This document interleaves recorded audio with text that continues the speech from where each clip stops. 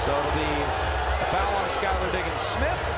Seattle is not, however, over the limit, but the next foul for either side will involve free throws. So Shatori Walker-Kimbrough will inbound in front of us here. You know, Ingsler, you're looking over here at number 21 for Mystics. Well, I tell you, she has done a lot of work without the basketball. She's kept balls alive. She's gotten on the glass. She's given them valuable minutes. She has. Walker-Kimbrough to inbound. Tries to find somebody having a tough time. Gets it to Dolson, the release valve. Brittany Sykes on Jewell, steps through. Can't get it to go. There's Ingsler. Johnny on the spot. Just what you said, Coach. Yeah. And that's 6 second chance points in this quarter for Washington. It's hurt Seattle. 2-possession lead. Seattle needs a score here. Diggins-Smith forces her way in and gets it to go. Skylar Diggins-Smith knows one direction. That is right to the hoop. Yeah. Seattle needs to stop now. They do. You know, you're into this time and score possessions here, and a clean stop that they can rebound and either timeout or advance. Tough shot by Sykes. I don't think that's what you drew up. No, that's probably not what Coach Tebow wanted in that situation, but it's exactly what the Seattle Storm did. Diggins-Smith with it. Storm looking for the tie, the lead, the flip, no good. Offensive board, nnecaaw fades away and scores! Timeout, Eric Tebow! We are tied at Climate Pledge Arena with 55.2 to play. nnecaaw has struggled all game long from the floor. 3 of 13 until that shot, but she hits the biggest shot of the game. And she is such an excellent offensive rebounder, and you saw it on display right there. That was a tough follow, too, fading away. Time now for our drive of the game, brought to you by Carter Subaru, and you just saw it right there. Let's take another look. Diggins-Smith with the attack, but how about the rebound and follow? Oh, that was tough.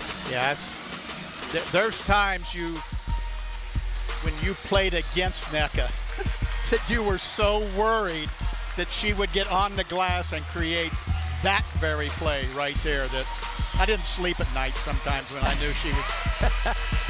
I've said many times, I was just so tired of nnecaaw ripping our heart out night after night. It's so good that she's in the green and gold now. She can do it with some other team. 6th tie and 5th lead change as nnecaaw gives us our Carter Subaru drive in the game. But, you know, Coach, you mentioned the clutch games earlier. Seattle 9-4.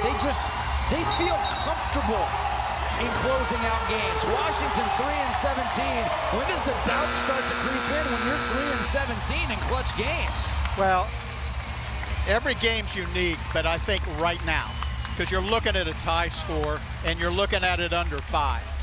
And this is where you rely on leadership, where you rely on the Sue Birds and the people like that on the floor that provides those moments. And nnecaaw passes Sue Bird with 6th most field goals in WNBA history with that basket, with Sue watching in the stands. 13 on the shot clock. Atkins with it. 3-ball big from Dolson. Can't get it to go. Seattle gets the rebound. It's Gabby Williams. Johnny on the spot. And a foul. Do we have a foul or a timeout? Because it was very close to happening at the same time. We got a reset timeout by Noelle Quinn to take it to midcourt. That's a good adjustment. That's a good adjustment, you know. How about Gabby here tracking this down? Yeah, look how she extends. You know, those great rebounders rebound outside their body. See that right there? That was a smart move on Coach Quinn's part to put it into this situation. And now she can play call as opposed to talk to her team. Seattle has had only 6 games decided, 5 games decided by 7 or less. They're 2-3 in those games. Haven't played a lot of tight games because most of those clutch wins we talk about, they were tight until they weren't, because Seattle would push and get a 7 or 8 point win. They're just looking for a 1-point win right now if they can get it. 20 seconds left, 7 on the shot clock. Here's Jewell, crossing over on Walker-Kimbrough, behind the back, 18-footer, no good. Rebound Sykes. Last chance for Washington, or we're going to overtime. Washington's going to play it out, so it's going to be a live play. Fans on their feet, making a ton of noise. Sykes against the great defender, Diggins Smith. She forces it up at the buzzer, and a foul on Diggins Smith. Oh my goodness, is going to send Brittany Sykes to the line. Skylar Diggins Smith, and she's not really complaining. So there might have been contact there. Yeah. It's a possible challenge on that play, but Noelle used it. That's right. So doesn't have that second opportunity. Yeah. I do think there was some hand on elbow. It looked like hand on elbow, and now the fans are going to make a lot of noise. Yeah. Seattle does have a timeout remaining, and they're going to need to use it here, down at least one with 1.1. Now, do you like making this, or do you like the intentional miss when there's this little time left? I like points on the board. Okay. So here's Sykes, makes the second one. She kisses to the fans, which might be a little early to do. There's still 1.1 left, and Seattle can inbound. Well, let's keep an eye on this, because having worked with Coach Quinn, one of her strengths, I think, is play calling in these time and score situations. I certainly rely on it. So let's keep an eye on this second, because that's enough time to create something. So is this a situation where you would have multiple options? You'd have a 3-point option, but you'd also have a 2-point option. I did, and I'd put the ball in the hands of a great passer, and I'd live with what they did. Yeah. I'd live with, you decide where the separation is, and if it's a 3, you play to it. If it's here, but a good passer will make the decision for me. I'm not necessarily saying you got to do this. That was my philosophy, and it worked out pretty good when I put it in the hands of people who could pass the basketball. Well, you have the greatest passer in the history of the game. She's sitting right over there. Yeah, Sue Bird was a pretty good option. She would have been a pretty good option right there. That's right. That's right. And Sue's trying to see if she can see a win in this one as the Storm trail 74-72.